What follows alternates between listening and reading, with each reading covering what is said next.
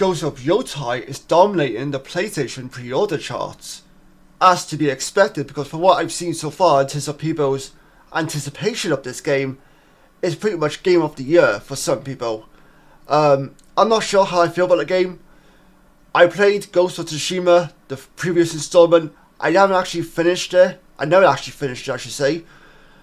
Unfortunately, some other game came out and that caught my attention, and I just never got back to playing Ghost of Tsushima, unfortunately. It is one of those games that I intended on replaying at some point. I just never got around to it. And it still remains to this day one of those games that I actually need to go back to at some point or another. As October 2nd draws nearer, the PlayStation pre-order charts are being dominated by Ghost of Yotei thanks to positive reviews and a high metric critic score. With just under a week till release, Ghost of Yotei has the potential of being one of the dominant games in the stacked holiday season. The road for Ghost of Yotei has been rough, since it was revealed just over a year ago, with Ghost of Yotei initially drawing criticism from Ghost of Tsushima fans due to having a female protagonist. I personally don't mind that. I never have a problem with a female protagonist. And recently, a Ghost of Yotei developer was fired from Sucker Punch Productions due to comments made about the assassination of Charlie Kirk.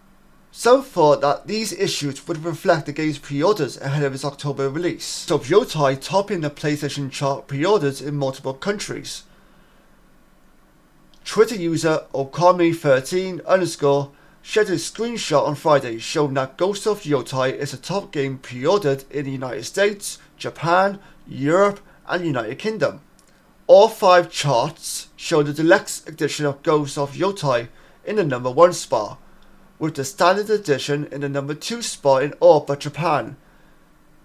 At least 13 countries have Ghost of Yotei listed as the top pre-ordered game. It includes the Snake Armor set, a digital deluxe armor die, charm, deluxe edition, digital deluxe horse and saddle, a sword kit and travelers maps.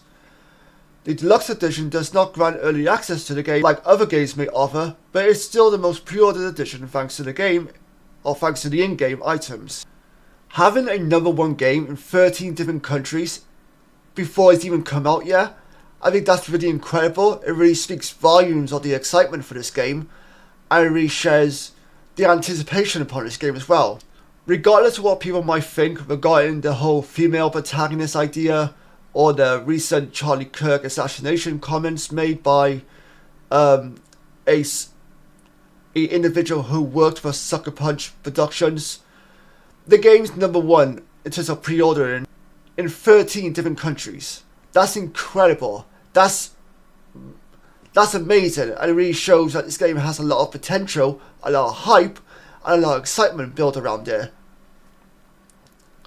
Especially when they're building off it. Especially when it comes from the last game as well, which I know a lot of people love.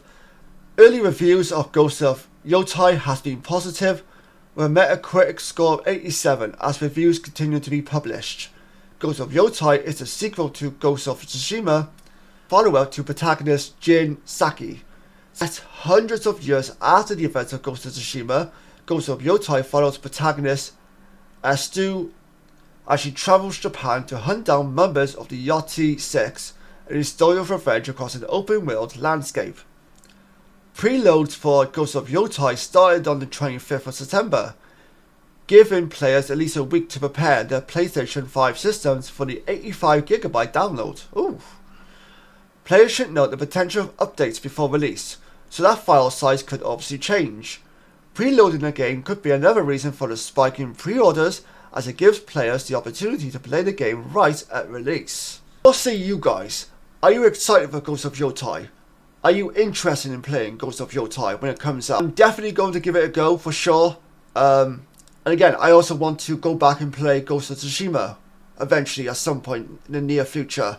I know when it comes to these sort of games, the Japanese landscape is just so beautiful, so pretty, so stunning, so unique, that it makes me just forget about the world that I live in and just focus on the world that I am in terms of this video game that I'm playing. Personally, I don't have a problem with the game having a female protagonist. You know, that doesn't really bother me. That's never been an issue for me. I know some people might feel differently, but it is what it is, I suppose. Everyone's got their own opinions and views and all that good stuff. Is Ghost of Yotei a day one purchase for you, or are you the sort of person that's going to wait for the game to come on sale or maybe watch some YouTube videos beforehand before deciding to play the game? So with that being said, thank you very much for watching today's episode. Until next time, take care, stay safe, and I'll see you guys next time. Bye bye for now.